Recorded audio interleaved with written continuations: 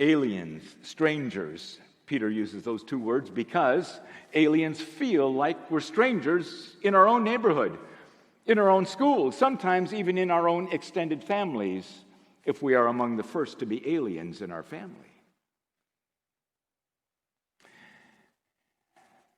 Now, dear friends, Peter writes, I urge you as aliens and strangers in the world to abstain from sinful desires which wage war against your soul.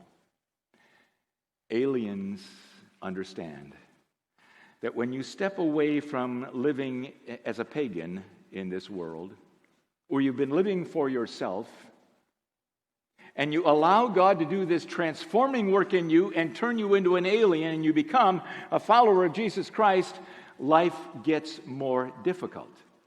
Because now you're like a salmon swimming upstream. Have you ever watched salmons? It's amazing. I've had the privilege of being in Alaska a few times and watching it. It's not difficult too much to swim against the stream, but when you come to the rapids, and they have to jump up over the rapids, very often knowing that there's bears, especially grizzly bears, standing in the rapids ready to snap them. Aliens are like salmon. We are always living counterculture. Our culture, my dear friends, here and online, our culture is in a downward spiral.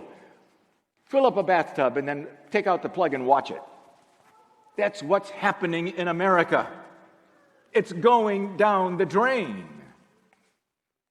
Not because some outside force is forcing it upon us. It's because we are choosing it as a people. Do you see here that Paul writes, Peter writes, live such good lives among the pagans that though they accuse you of doing wrong, they may see your good deeds and glorify God. Now that doesn't make any sense, does it?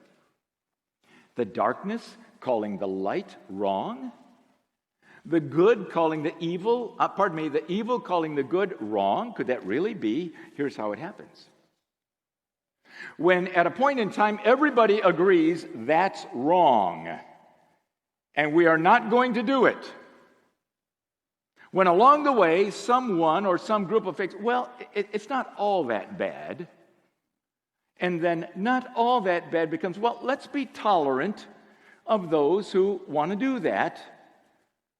After all, it's so judgmental if we say we have it right and they have it wrong. So let's be tolerant.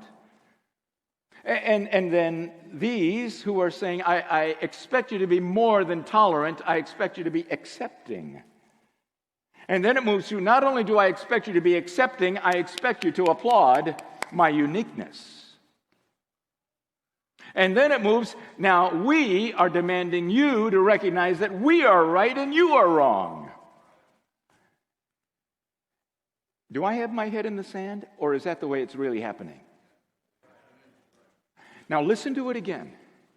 Live such good lives among the pagans that though they accuse you of doing wrong, they may see that those were actually your good deeds and they will glorify God when He visits us. Aliens understand everything I've said this morning, and they long to live their lives honoring to the King of the aliens, Jesus Christ.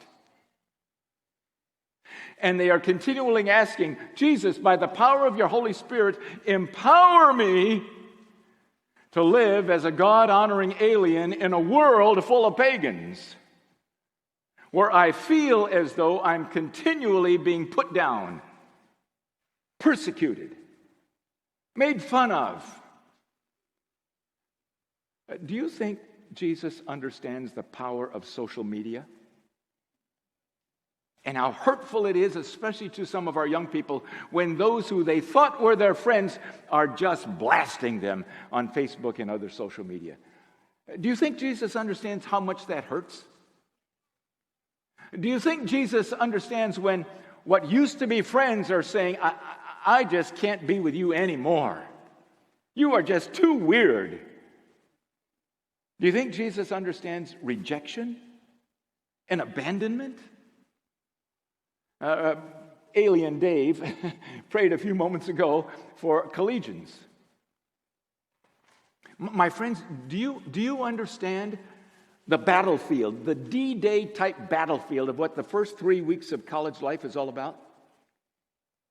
Collegians, freshmen in college, have the greatest degree of freedom they have ever had in their life.